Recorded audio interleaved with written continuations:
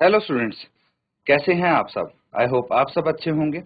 ICT virtual classroom में आप सबका स्वागत है। मैं विकास, क्लास 10th का मैथ्स हम कर रहे हैं। चैप्टर है एप्लीकेशंस ऑफ ट्रिग्नोमेट्री।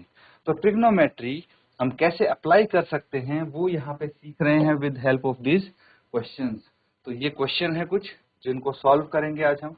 आज जो ये क्वेश्चन आप देख रहे हैं होमवर्क के लिए आपको दिया गया था। उम्मीद करता हूँ आपने इसको जरूर सॉल्व कर लिया होगा। तो देखिए एक बार फिर से डिस्कस कर लेते हैं इस क्वेश्चन को। क्या गिवन है यहाँ पे, एक बिल्डिंग है, एक टावर है, ठीक है। तो सबसे पहली चैलेंज आपके सामने ये आती है कि बिल्डिंग और टावर में से कौन सी चीज किसकी हाइट ज्यादा है, ये पता लगाना है, ठीक है। ये गिवन है आपको कि बिल्डिंग की फुट से लेके टावर के टॉप तक और टावर के फुट से लेके बिल्डिंग के टॉप तक एंगल ऑफ एलिवेशन जा रहे हैं। तो यहाँ पे इससे ये पता लगता है ये दोनों चीज आमने सामने हैं। अब जो एंगल ऑफ एलिवेशन दिए हैं उससे हमें पता लगेगा कि कौन सी चीज की हाइट ज्यादा है। जिसका एंगल ऑफ एलिवेशन ज्यादा होगा, ठीक है, तो जो एंगल ऑफ एलिवेशन ज्यादा वाला जिस टॉप तक जा रहा है उस टॉप की ऊंचाई ज्यादा होगी। ये आप समझ लीजिए, ठीक है। तो इसकी हेल्प से हम ये सारी नेमिंग कर देंगे और हम इसको सॉल्व कर सकते हैं। चलिए नोट करिए, और जिसने सॉल्व कर लिया है आंसर जल्दी से आप शेयर कर दीजिए, अदरवाइज इसको यहाँ पे हम सॉल्व करेंगे। तो ठीक है बच्चों, इसको सॉल्व कर लेते हैं अब।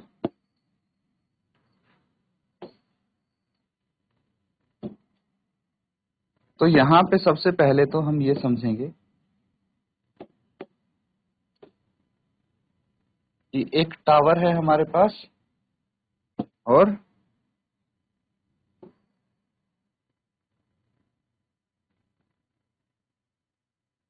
एक है बिल्डिंग, ठीक है, ठीक है। अब इसकी नेमिंग कर लेते हैं, ए बी सी डी, यही होगी नेमिंग। ये है आपका 60 डिग्री का एंगल ऑफ एलिवेशन, ये 30 डिग्री एंगल ऑफ एलिवेशन। अब यहाँ पे हम लिख सकते हैं let the height of building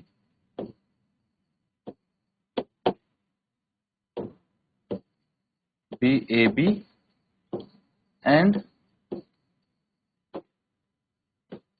the height of tower be C D, ठीक है।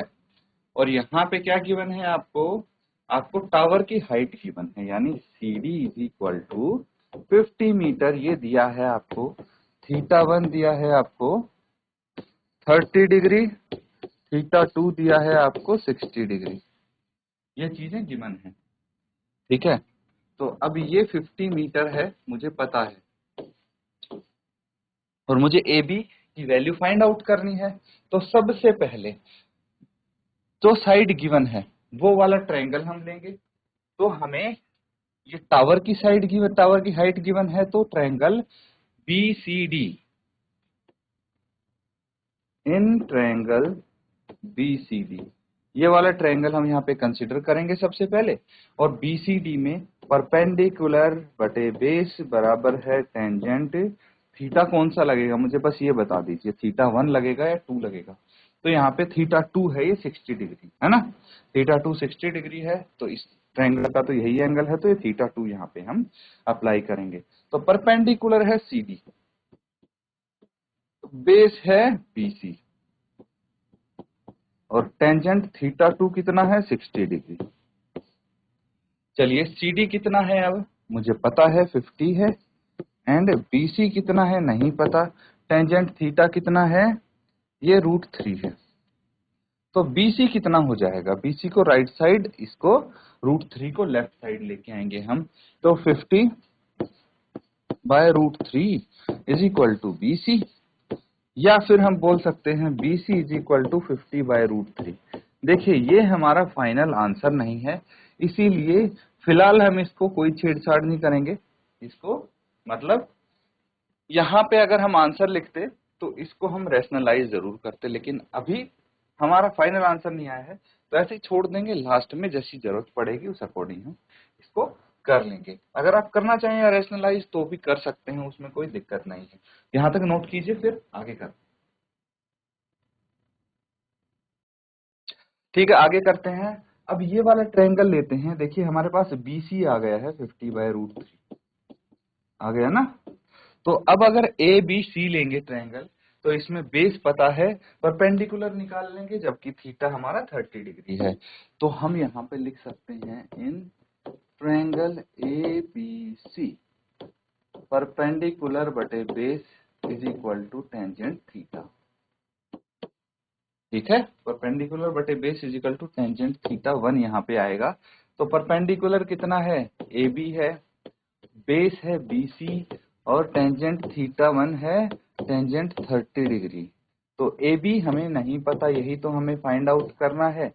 BC कितना है 50/√3 इज इक्वल टू टेंजेंट 30 कितना है 1/√3। ठीक है, चलिए आगे हम AB की वैल्यू निकालने की कोशिश करेंगे। तो 50/√3 है, उसको राइट साइड भेज देंगे, तो ये मल्टीप्लाई में जाएगा इसके साथ। कितना आ जाएगा, AB is equal to 50/3 metre. तो इसको हम मिक्स फ्रैक्शन में या फिर हम डेसिमल में कन्वर्ट कर सकते हैं। तो AB कितना आ जाएगा 16 whole 2/3 metre. Therefore, the height of the building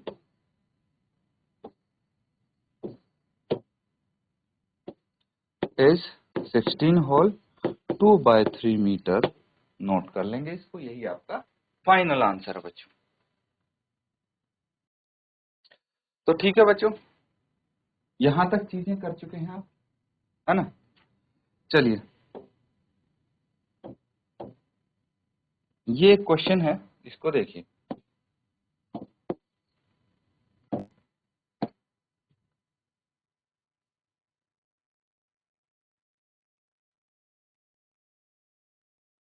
अब देखिए यहाँ पे आपका एंगल ऑफ डिप्रेशन भी आ गया है, तो थोड़ा डिप्रेशन के क्वेश्चंस आपके प्रैक्टिस हो जाएंगे। From the top of a 7 metre high building, the angle of elevation of top of a cable tower is 60 degree and angle of depression of its foot is 45 degree. Determine the height of the tower. अब एक building है जिसकी ऊंचाई 7 metre है। ध्यान से समझना, ये एक बिल्डिंग है मान लीजिए, ठीक है। इसकी ऊंचाई है 7 मीटर्स, 7 मीटर इसकी हाइट है, ये ग्राउंड हो गया। अब एक केबल टावर है, ऑब्वियसली वो इससे ऊंचा होगा, क्यों, क्योंकि बिल्डिंग की जो टॉप है, छत है, उससे केबल टावर की टॉप तक हमारा एक एंगल ऑफ एलिवेशन जा रहा है। ठीक है, तो कितना है 60 डिग्री, क्या है इसका एंगल ऑफ एलिवेशन। तो ये 60 डिग्री है, थोड़ा और ऊंचा होना चाहिए था। और एंगल ऑफ डिप्रेशन जो है वो इसके फुट तक जाएगा, फुट ऑफ टावर, ये 45 डिग्री है। ठीक है, तो यहाँ पे एंगल ऑफ डिप्रेशन देखिए, मैंने यहाँ पे नहीं बनाना चाहिए। तो एंगल ऑफ डिप्रेशन आपका बनेगा, वो कहाँ बनेगा, हॉरिजॉन्टल लेवल और लाइन ऑफ साइट। तो ये हो गया आपका हॉरिजॉन्टल लेवल, ये लाइन ऑफ साइट हो गई, तो इन दोनों के बीच में बनेगा, ऑब्वियस बात है। ठीक है, तो यहां से हमारा ऑब्जर्वर खड़ा है, ऑब्जर्वर यहाँ पे खड़ा है बच्चों, ध्यान से रखना। ठीक है, तो ये ऑब्जर्वर अगर खड़ा है तो यहाँ से angle of depression horizontal level और लाइन ऑफ साइट के बीच में, एंगल ऑफ एलिवेशन की लाइन ऑफ साइट ये है, हॉरिजॉन्टल लेवल ये है, तो इनकी, तो ये आपके एंगल ऑफ एलिवेशन और डिप्रेशन बन गए। अब इसकी मदद से आपसे जो पूछा गया है कि हाइट ऑफ टावर क्या है, वो आप बताएंगे, नोट कर लेंगे इसको और सॉल्व करेंगे। तो बच्चों ये नोट कर लिया ना सबने। अब इसका प्रॉपर एक डायग्राम बना लेते हैं हम।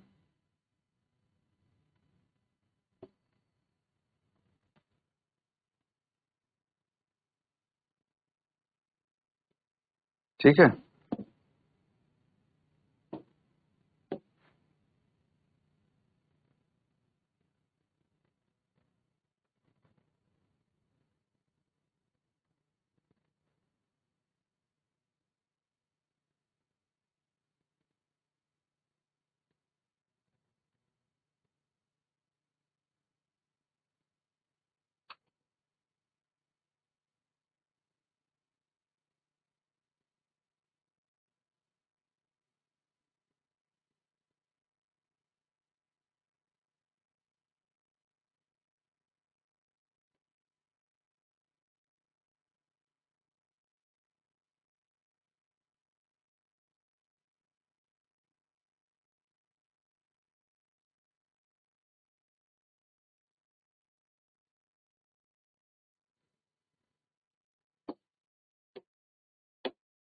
तो ही बना देते हैं इसको।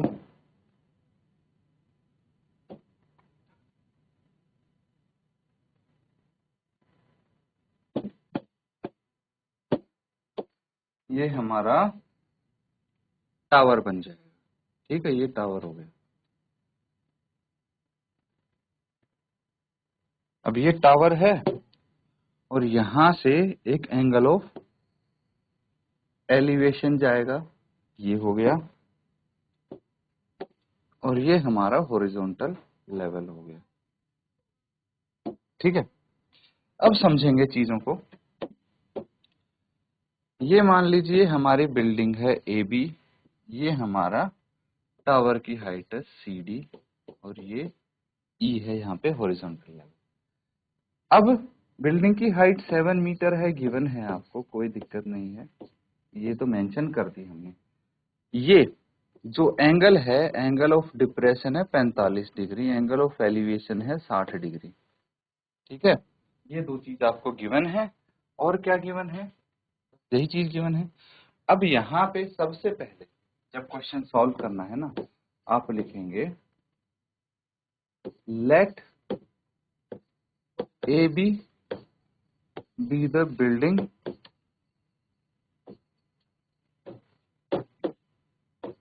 And C D be the cable tower. A B को बिल्डिंग मान लिया, सी डी को केबल टावर मान लिया। अब एक चीज हमें यहाँ से पता लगेगी, देखिए कुछ चीजें जो पता हैं वो लिख लेंगे। वी नो दैट, क्या गिवन है?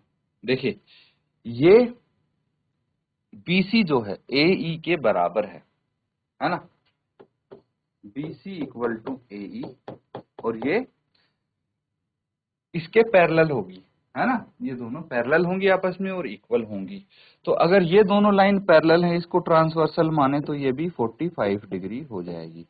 ठीक है, तो उसके बाद एक चीज और मैं लिख लेता हूं, AE AB is equal to EC is equal to 7 metre है।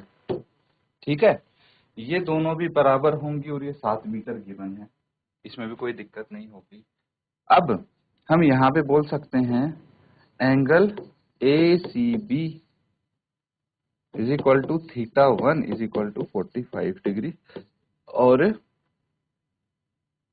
Angle EAD is equal to θ2 is equal to 60 degree. तो ये हमारे पास एंगल्स आ। अब देखिए इसको सॉल्व कैसे करेंगे वो समझते हैं। ये जो ट्रायंगल हमें दिख रहा है, राइट एंगल ट्रायंगल, इसमें ये साइड होगी परपेंडिकुलर, बिकॉज थीटा यहाँ पे है, ये हो गया बेस। तो परपेंडिकुलर बटे बेस की हेल्प से हम ये बेस निकाल लेंगे जो BC है। अब ये निकालने की जरूरत क्यों पड़ी? क्योंकि हमें फाइंड आउट तो ये करना है।